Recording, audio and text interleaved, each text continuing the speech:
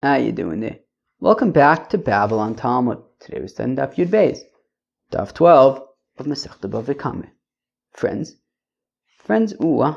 okay. So there's the cough. It's part of the introduction now. Oh, right. We've been talking for the past few days, I think already, maybe, or no, just for the past yesterday and today, maybe. These statements from Ula Amar Rabbi Elazar. So we're going to get to one more of them, and then we're going to move on to the next section of the Mishnah, which talks about Me'ilah. Friends, what's you excited about Me'ilah? Korbanis a shtickle? Why not? All right. Let's go weiter. So we're going to start in that few Aleph from the base, about 8 lines from the bottom. Oh gosh, sorry for all the coughing. Amar Ula Amar Rabbi Elazar. Says Ula Amar Rabbi Elazar, Hilchza Govin min Avodim. You hear that? Says Ula Amar Rabbi Elazar that if Shimon lends Reuven $1,000, and then it comes time to get paid back, Reuven doesn't have the $1,000, so Shimon can collect property, right? But he can also collect an Eved. If Reuven has an Eved, Shimon can collect the Eved. Amar Rav Nachman Le'ula. Rav Nachman says to Ula, Amar Rabbi Elazar afilu miyasmei. Did Rabbi Elazar say even from the Yisomim? So if Reuven dies, can Shimon collect an Eved from Reuven's heirs? Lo minei. So Ula responds, no, Rabbi Elazar is only talking about minei from Reuven, but not from the heirs. Minei afilu miglim edal kisvei. Well, from Reuven, obviously he can collect his Eved. He can even collect his clothing off his back. So aputiki, yeah, but here we're talking about where the deal was. This is how I understand it. The deal was that Shimon lent Reuven $1,000, and he says to Reuven, "Look, if you don't pay me back, I'm going to your Eved is mine."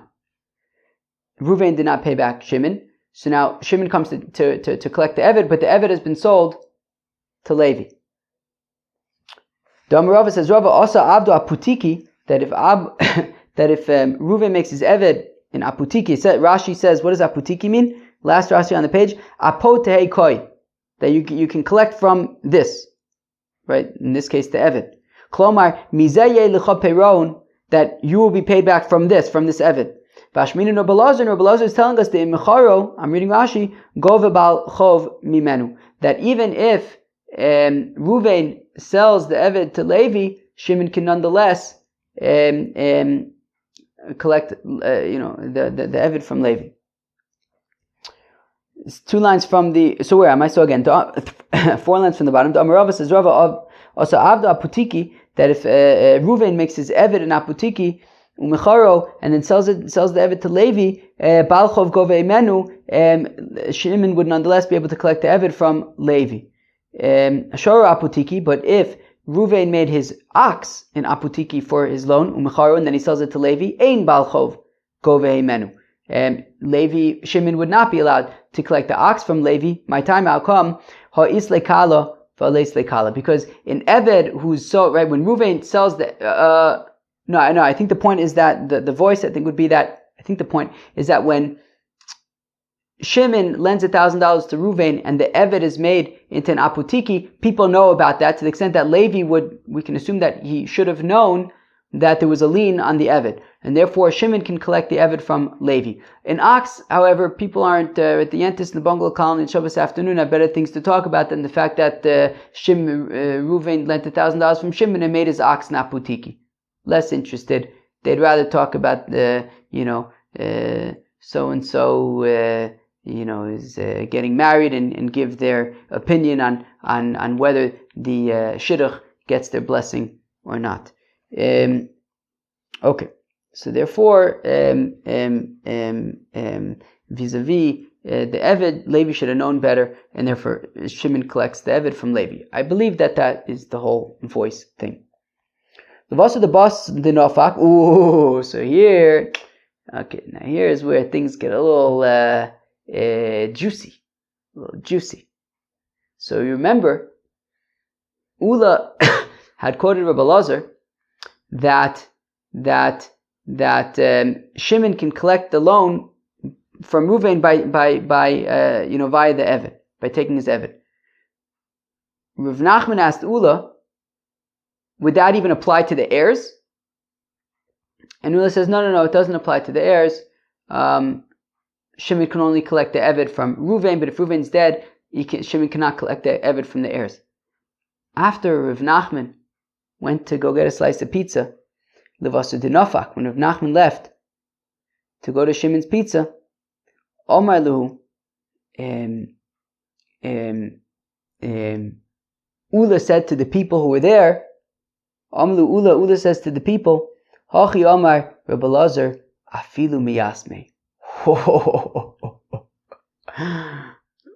Ula says, actually, I'll tell you the truth, people.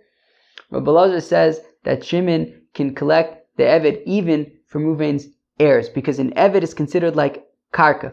And just like Shimon can collect karka from Ruvain's heirs, he can also collect the Eved from Ruvain's heirs. Omar, so where am I? So Amalu Ula Achi Amar Reb Elazar Afilu Miyasmi. When Rav Nachman found out about this, Amar Rav Nachman ishtamt in Ula. Rav Nachman says, I see what's going on. Ula's scared of me. Ula knows that I hold that an Eved is not karka, an Eved is metaltalin. And I hold that certainly the Eved would not be allowed to be collected from the heirs, and he did not want to have to entertain my challenges and my questions. And therefore, he was trying to change the topic, was trying to avoid it by saying, no, of course, the Eved cannot be collected from the heirs. But the truth is, Ula holds that he disagrees with me and holds that an Eved is like karka, and therefore the Eved can be collected from the heirs, and he was just scared that I was going to ask him some hard questions. So again, Amar Rav Nachman is shtamt in Ula. Ula is trying to slip away from having to face some hard questions. Have uvda ben Arda, and it happened in Arda. And Arda, of course, was where Rav Nachman was. Rav Nachman was in Arda. There was a matzav in Arda where exactly this. Ruvain died, and Shimon wanted to collect an Eved from Ruvain's heirs. Ve'agbu Dayana din Arda. Dayana din Arda said that Shimon can collect from the heirs. Can collect from the heirs like Ula Amar Belazar. Who is the Dayana din Arda? It's a Gemara in Sanhedrin and Daf Yud Zayin, right? Should we look it up? Alright, let's look it up. Okay, let's see. So I just pulled out a Gemara Sanhedrin. Let's pull up Daf Yud Zayin. We're not that far away from Sanhedrin anymore. Daf Yud Zayin, was it Daf Yud Zayin base? Okay, let's see. Does it say Dayana din Arda? Let's see. Okay. Oh, Dayana din Arda. Boom. Rav Ada bar Manyomi, period. Rav Ada bar Manyomi. Okay, you hear that? Dayana din Arda is Rav Ada bar Manyomi. Okay, so now, so the Gemara says that there was a Dayana din Arda, which says Rav Ada bar Manyomi, Avuvda Pumdiza Va'agbe.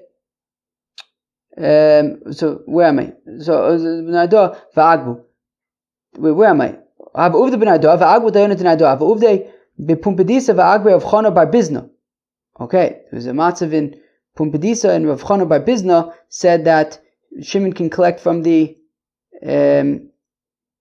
heirs. I wonder if Rav Chana bar Bizna is the Dayana de Pumpedisa. Let's see. Well, I still have the Gemara over here, so let's see.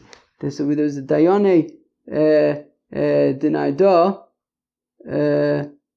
Was Rav Ada bar Manyomi, Savi de Surah Rav Huna, Rav Chizda, Savi de Pumpedisa, Rav Yudah, Rav Eina, Charifi de Pumpedisa, Efa Vavimi. Okay, I don't see anything about Dayana de Pumpedisa. Alright, why not? Fine, let's go weiter. So now, fine, so where am I? Where am I? Okay, so let's start from 3 lines from the top of the page. Have uvda ben Ardaya. There was episomatzav in Arda where Shimon wanted to collect an Eved from the heirs. Va'agbu Dayane Denaida, and the Dayane Denaida, who I've already forgotten who it is, says that Shimon can collect from the heirs, the Eved. Havuv de Pumbedisa, ve'agbe Rav Chana bar Bizna. And also in Pumbedisa, Rav Chana bar Bizna says that Shimon can collect the Eved from the heirs. Omnu Rav Nachman, and Rav Nachman says, Zilu Aduru, go and give back the Eved to the heirs. Ve'ilo, and if you don't do it, Magbina lechula padnaichu, I'm going to take away your palaces from you. The Rav of Nachman, Rav says to Rav Nachman, Ha'ula, Ha'Reb Elazar, Ha'Dayenu Dinayda, V'Rav Chana bar Bizna. Markiman Smirle, I don't understand. Rav says to Rav Nachman, the tide seems to be against you. Rav Elazar, Ula, Dayenu Dinayda, Rav Chana bar Chanilai. Everyone seems to be holding that Shimon cannot. Rav Chana bar Bizna. Everyone seems to be holding that Shimon cannot collect from Reuven's heirs. Everyone says that what the heck? That Shimon can collect the Eved from Reuven's heirs. Why are you so adamant that Shimon cannot? Rav Nachman says, because look, I know a brisa. Titania Avimi, that Avimi taught Pruzbul, Chol ala karkev and Chol ala avadim. Oh, we learned this in Masechta Gittin. That a Pruzbul, right? Of course, come Shemitah, at the end of the Shemitah year, any unpaid loans get waived. So now to avoid that, you can make a Pruzbul, which then basically allows Bezdin to collect it. So now, in order to be able to write a Pruzbul, the loan would have to be backed by Karka. So we're saying Pruzbul Chol ala Karka is for a loan backed by Karka, ve'enu Chol ala Avodim, but it would not work for a loan backed by Avodim. Mitaltlin Niknin ima Karka. That, of course, we've learned Masechta Kedushin that if a fellow purchases karka, purchases property, so making a kinyan on the karka can also make a kinyan on metaltalin as well. Ve'ena niknin im avad. But if a fellow makes a kinyan on an eved, he cannot be kone metaltalin in one fell swoop. So there you see that while metaltal niknim ima karke, eino niknim in avodim, because karke is obviously karke, but avodim are not considered karke; they're considered like metaltalin. Okay, fine. So Ula and his camp say that an eved is like karke, and therefore Shimon can collect from Reuven's heirs. Reb Nachman says nisht, that an Eved is like metaltalin, and therefore Shimon cannot collect the Eved from Reuven's heirs. Let's say it's taka machlokas tanoim about is an Eved considered karke or metaltalin. Machul avodim v'karkaos, that if what did I just read? Machul avodim. Okay, so if a fellow sells avodim and karkaos, okay, Shimon's selling to Reuven avodim and karkaos. Hechzik ba'avodim lo kana karkos. If Reuven makes a kinyan on the avodim, that will not be a kinyan on the karkos. You have to make a separate kinyan on the karkos. The karkos lo kana avodim. And if Reuven makes a kinyan on the karkos, he will not be kone the avodim.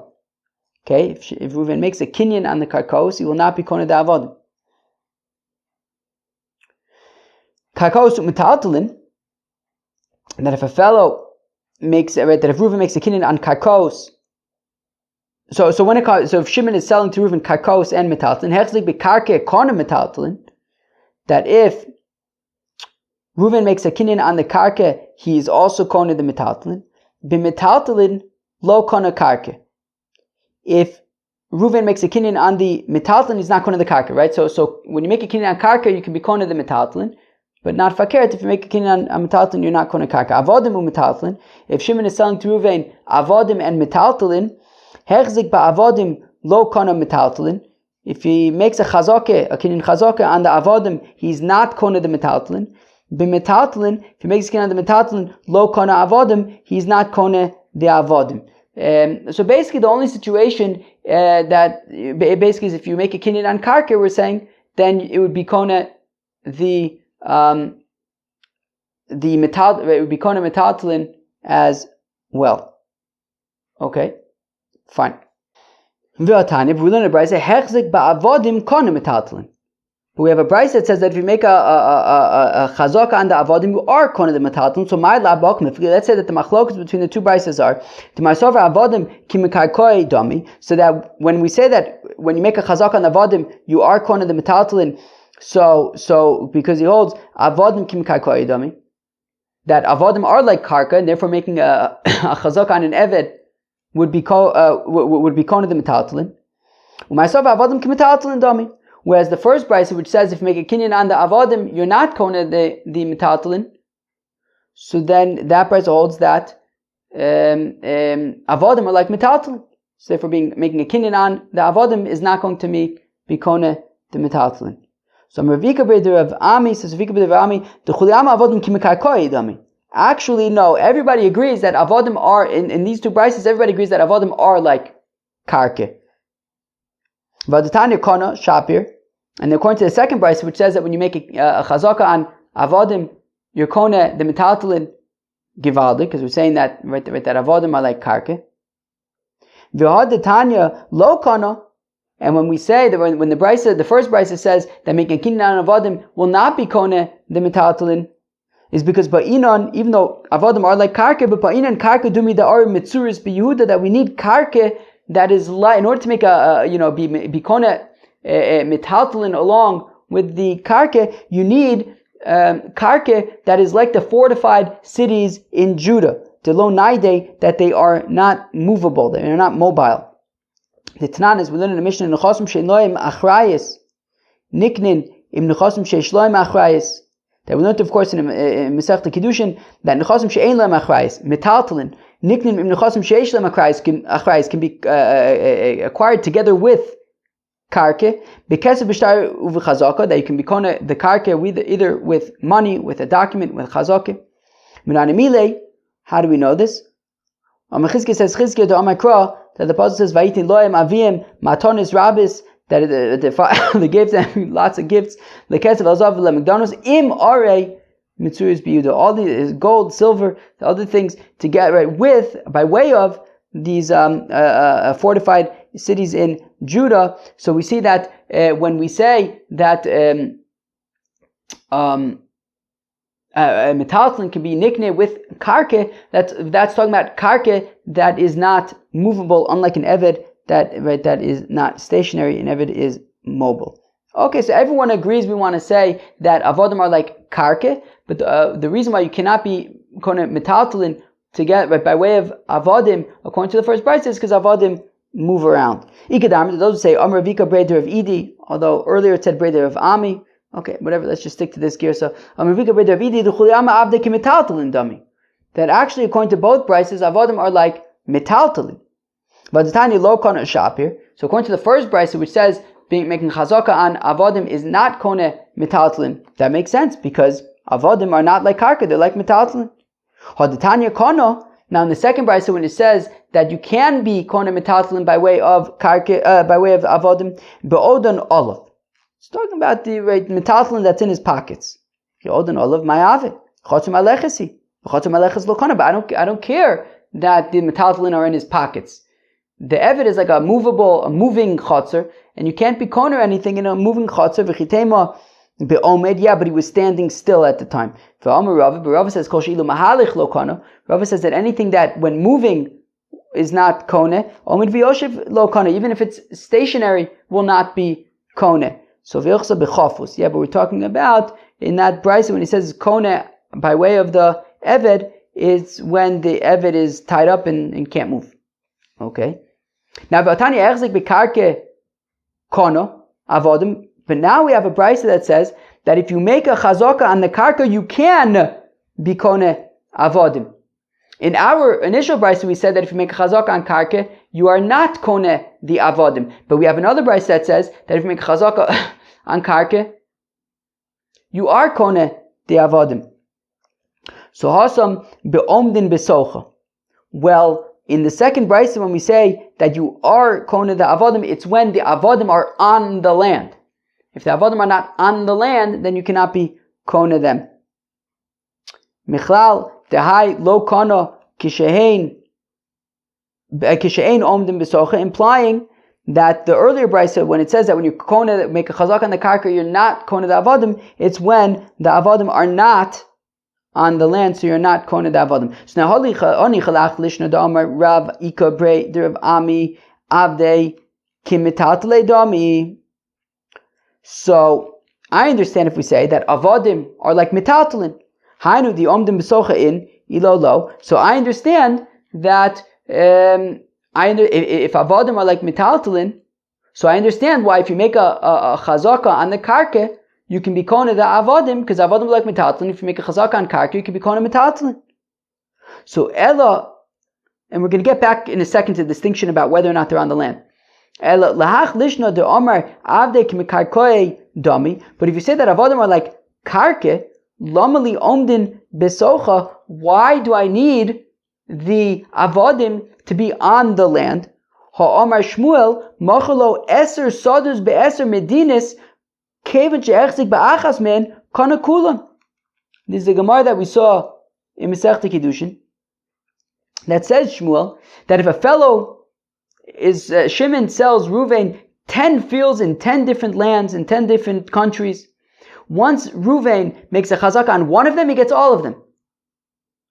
So if you say that avodim are like karke, so I don't understand why the avodim would have to be on the karke. Because after all, Shmuel says that when it comes to karkos, you make a chazak on one of them and you get all of them. So wherever the eved is, it would be kona if we're saying that it's karke.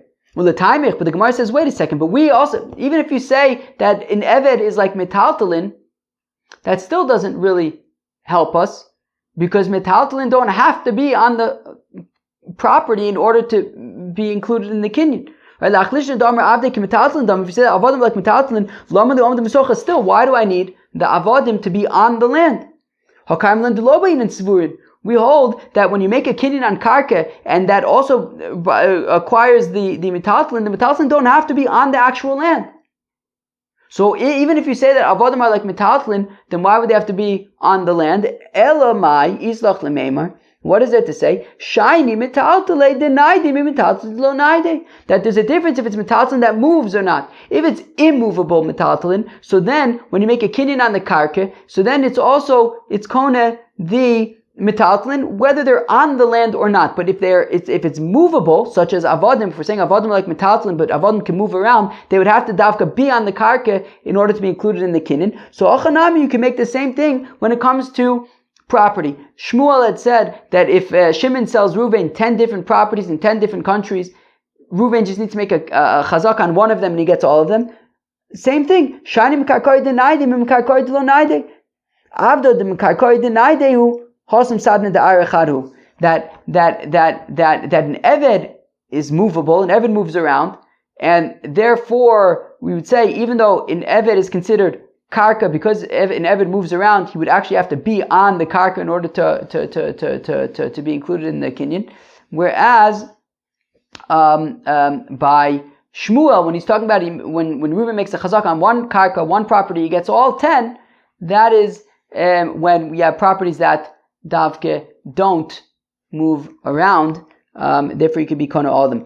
Right? We said awesome sadna de ara chadhu. It's one earth. Chaver, remember when we learned about one earth? Right? McKinsey, they get paid tens of millions of dollars to come up with a re-election campaign name that they're going to make a unity concert for the people and call it One Earth. Right? And then call it one Earth. Call it One Earth. There was some joke I think I had made. Okay. Fine. One Earth. Very, very good. Okay.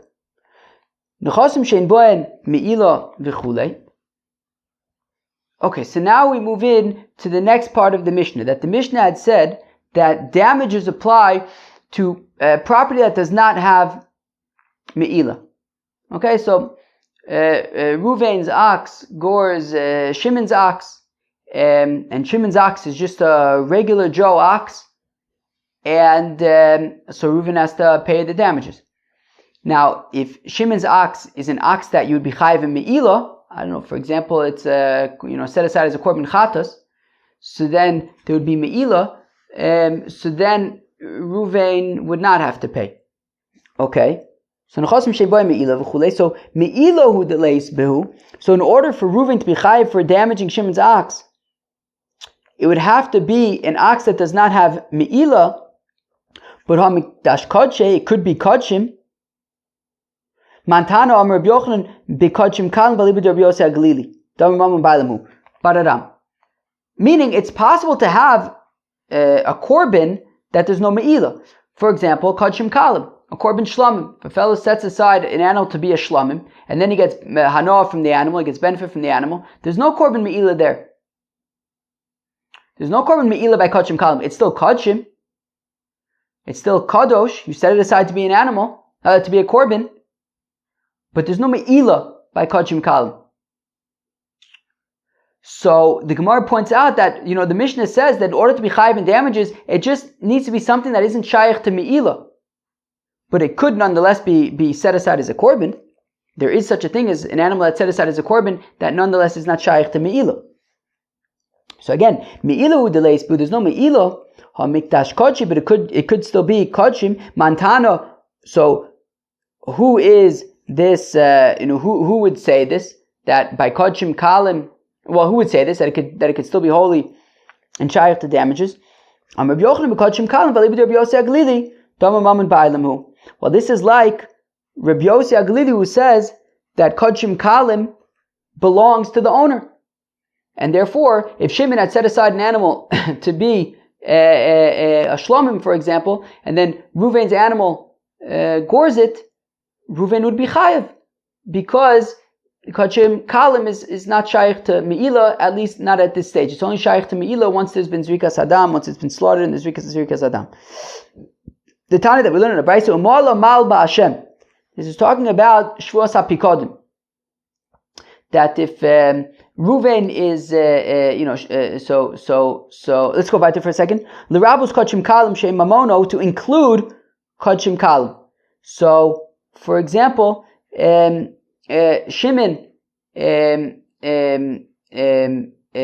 gives Ruvain his Shimon had set aside an animal to be a korban shlamim, for example. Shimon had set aside an animal to be a korban shlamim. He gives it to Ruvain to guard, to watch. So he's shomer chinam, let's say. And then Shimon comes to collect it, and Ruvain says, "Oh, it got stolen," and he swears that it got stolen. He says it got stolen, and then he swears that that it in fact got stolen, but it's not true. He's not telling the truth. So then he has to bring korban asham. Fine.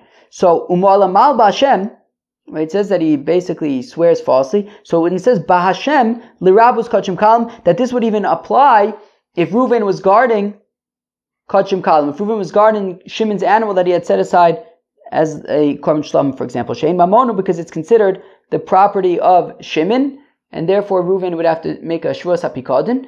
And here also we're saying that our Mishnah is like Rabbi Yossi Aglili, that kodshim kalim would be considered Shimon's, and if Ruvain gores Shimon's kodshim kalim animal, Ruvain would be chayav to pay for damages. To Rabbi Yossi Aglili, that's Rabbi Yossi Aglili's opinion. V'atnan. Now, but we had learned in a Mishnah. Wait 1 second. Okay, fine. But we have a Mishnah that says a Makadish Bechelko, that if a fellow is Makadish with his chelek. So, for example, if you have a kohen, but I'm assuming that this will apply also to Yisrael with the korban shlamim. So, for example, right? So, meaning if somebody has rights to a portion in a korban, so let's go back there for a second. Whether it's kachei kachim or kachim kalim. So like whether it's, for example, a kohen who can eat certain parts of, let's say, a korban chatas, for example, that's kachei kachim. And I assume what it's saying is even a Yisrael who is able to eat, if a fellow brings a korban shlamim, so part of it goes to the mizbeach, part of it goes to the kohanim, and he gets the rest of it. So if a fellow is mekadesh a fella with meat of a kachim kalim, let's say korban shlamim, that he's allowed to eat, eina mikudeshes. She's not mikudeshes leima de lo Rabbi Yossi Aglili. Let's say that that's not like Rabbi Yossi Aglili. Because Rabbi Yossi Aglili seems to be saying that Kodshim Kalim is Mamono, belongs to the fellow, right? So if somebody, let's call him Ruvain, if Ruvain is offering a Korban Shlomim, I would think that Kodshim Kalim is Mamono, is his, and he should be able to be Mekadesh a fellow with the meat of a Kodshim Kalim. So from the fact that we're saying Eina Mikudeshes, it must be that is not like Rabbi Yossi Aglili. So Afilu Teim Rabbi Yossi Aglili, no, you could say that the Mishnah is consistent with Rabbi Yossi Aglili, because Ki Amar Rabbi Yossi Aglili Mechayim. Now when Rabbi Yossi Aglili says that Kodshim Kalim is considered the property of the owner, that's as so long as it's alive. Avalach or Shchita, but once it's been slaughtered as a Korban Shlomim and offered as a Korban, and now you're eating the meat after it's been offered, at that point, at that point, it's already a Korban, it's already Hashem's, right? The Emurim already, right? Certain parts have already been offered on the Mizbeach, certain parts have been given to the Kohen, now you're able to eat the rest of the meat. I mean, at that point, it's already a Korban, it's already Hashem's, and Hashem is sort of, giving you, you're basically eating from Hashem's table. Givaldik. And at that point, it's you're eating from Hashem's table, you can't be Mekadesh a woman with it at that point. Umechayim mi Amar, does Rabbi Yossi Aglili really say this? That so long as the Kodshim Kalim is still alive, it's considered the property of the owner? But we learn in a Mishnah. Bechor, that when it comes to a Korban Bechor, a Bechor, a firstborn, refers to a firstborn animal, I think for example an ox, a sheep, a goat. So a firstborn animal needs to be given to the Kohen. To the Kohen. So you have a Bechor that has been given to a Kohen. Mochrin also, you could sell it to another Kohen, Tam Chai. So if it is a healthy firstborn animal, the Kohen can sell it to another Kohen so long as it is alive. But if you slaughter, so a Bechor needs to be offered as a Korban in the Beis HaMikdash. Now if you slaughter it not as a Korban, well then it's also, but it's also, but no, you can't sell it. But if it's a healthy animal and it's alive, you can sell it to another Kohen. He could sell it to another Kohen. Uvalmum, but once it develops a blemish, well then of course it's not going to be offered as a Korban. So Chai v'shachot, he can sell it whether it's still alive at this point, or even if he slaughters it and it can be eaten, he could sell the meat to another Kohen. Mekachim bosa isha, the Kohen can be mekadesh a woman with it. Ve'omer of Nachman Omer Rabba Barvua, and says of Nachman Omer Rabba Barvua lo shanu ella bechor bizman hazeh. So when we say this, that he's able to get benefit from this Bechor, that's only Bizman Hazeh, nowadays. Because since it can't be offered as a Korban nowadays, there's no Beis HaMikdash, so that is why the Kohanim can get benefit from it, and they can sell it to each other when it's alive, and be Mekadesh a woman. Aval Bizman she Beis HaMikdash kayim dechazi la'akrava lo. But if the Beis HaMikdash is around, and this animal, this Bechor, would have to be offered as a Mizbeach, you would not be able to get benefit from it. The Eis ve'Rava Rav Nachman, and Rava asked a kasha to Rav Nachman, Uma'ala mal ba'Hashem, l'rabos kodshim kalim, she'ein mamonu, Rabbi Yossi Aglili. So Rava asks Rav Nachman, but what about the Brisa where Rabbi Yossi Aglili says that Kodshim Kalim, and a Bechor is Kodshim Kalim, is considered the mammon of the owner, and that's, that pasuk is talking about, if he lies and he makes a shvua, then he'll have to bring a korban asham. So it's talking about the time when there's a Beis HaMikdash, and Rabbi Yossi Aglili nonetheless says that it's talking about that Kodshim Kalim is the property of the owner. So I would think that even during the time of the Beis Hamikdash, you'd be able to get benefit when it's live. Meaning, we said that the Kohen can be Mekadesh a woman with this Bechor. Says Rav Nachman Amar Rabbi Bar Avua, that's Dafka when there's no Beis Hamikdash nowadays. But during the time of Beis Hamikdash, he wouldn't be able to get benefit from it. But didn't Rabbi Yossi Aglili say that by Kochim Kalam he would be able to get benefit? And here we're talking about when it's still alive. Umishani Ravina, and Ravina answers, no, even during the time of the Beis Hamikdash, Bechor Bechutz La'aretz Va'ali B'der Reb Shimon, that no, you can explain Rabbi Yossi Aglili, who says that you can get benefit, that the Kochim Kalam is considered the mammon of the owner, is in a Bechor in Chutz La'aretz, even during the time of the Beis Hamikdash, but it's outside of Eretz Yisrael. According to Reb Shimon the Amar, who says, "Im ba'u tmimim yikarvu." If a Bechor is brought from Chutz La'aretz to Eretz Yisrael and it's healthy, so then it can be offered as a korban, but only in ba'u in lichatchila lo. But you don't need to bring it to Eretz Yisrael. If you brought it to Eretz Yisrael and it's healthy, so you can offer it as a korban, but you don't need to. So that's where Rabbi Yossi Aglili is saying that it's the mammon of the owners. Davka, even during the times of Beis Hamikdash, but if it's outside of Eretz Yisrael, that's why you can get benefit from it. That's why it would be considered as property. Now, here's the kasha. But V'im Isa, but if Rabbi Yossi Aglili's opinion was, in fact, that that so long as the animal is alive, the Kochim Kalam is alive, he can get benefit from it, it's considered as mammon, well then why did we have to explain for Rabbi Yossi Aglili that it's Dafka talking about because it's in Chutz La'aretz? You could just say that it's talking about because it's alive. And if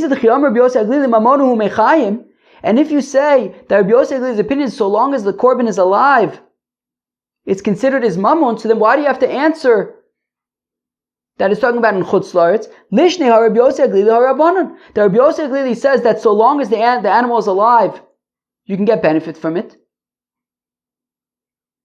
And when we have that Mishnah that talks about where Rav Nachman and Rabbi Bar Avua says that it's Dafka talking about in Chutz La'aretz, that's Dafka talking about Bisman Hazeh, but now when there's a Beis Hamikdash, that's according to the rabbis who would say that so long as it's alive, you cannot get benefit from it. So Amar Lei,